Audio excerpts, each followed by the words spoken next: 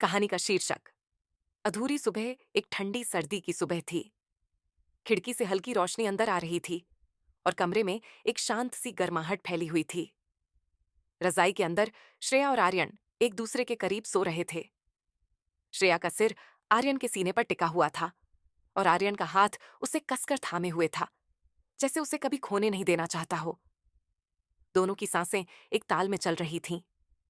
ये वो पल था जिसमें समय थमसा गया था। उनके बीच न कोई शब्द थे, न ही किसी चीज की जरूरत।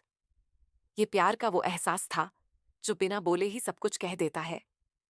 आर्यन की आंखें धीरे धीरे खुली। उसने श्रेया को देखा, जो अभी भी गहरी नींद में थी। उसके चेहरे पर शांति और मासूमियत थी, जैसे वो किसी खूबसूरत सपने में हो। आर्यन हल्के से मुस्कुराया।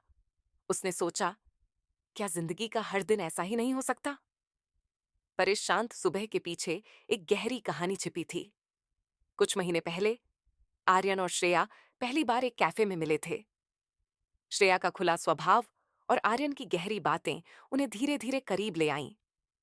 हर मुलाकात में उनका रिश्ता और मजबूत होता गया। लेकिन श्रेया के दिल में एक राज था, जिसे वो आर्यन से छिपा रही थी। उसे एक गंभीर बीमारी थी, जिसका इलाज मुश्किल था। वो आर्यन से प्यार करती थी, लेकिन उसे डर था कि अगर आर्यन को उसकी बीमारी के बारे में पता चला, तो वो शायद उसे छोड़ देगा। एक दिन जब आर्यन को यह सच्चाई पता चली, तो उसने बिना कुछ कहे श्रेया को गले लगा लिया। उसने कहा, अगर हमारी जिंदगी छोटी है, तो चलो इसे प्यार और खुशी से भर देते हैं। मैं तुम्हारे हर पल में तुम्हारे साथ हूं। वापस वर्तमान में। आर्यन की आंखों में हल्की नमी थी।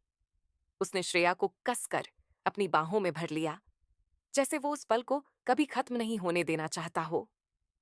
श्रेया ने धीरे धीरे अपनी आंखें खोली और मुस्कुरा दी।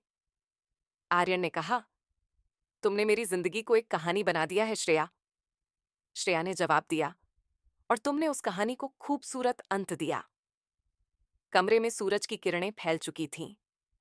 ये सुबह अधूरी नहीं थी, बल्कि उनकी जिंदगी का सबसे पूरा पल थी।